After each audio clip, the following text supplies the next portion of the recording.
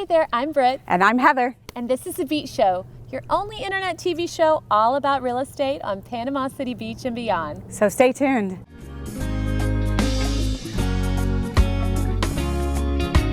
Beachy Beach. So if you are looking for a deal underneath $150,000, right. We've got a cute little townhome for you in a very convenient location, right? Absolutely. Smack in between Tyndall and the beach. It's so close.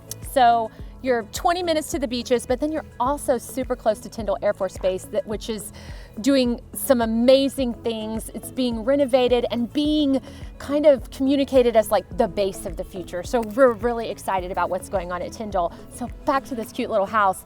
Great little starter home, 3-bedroom, 2.5 bath townhome. It's got a garage. Oh, okay. Yes, it's got a Awesome. garage, so that's perfect, especially for it being so cozy and affordable. This is the perfect property for a first-time home buyer and just getting started.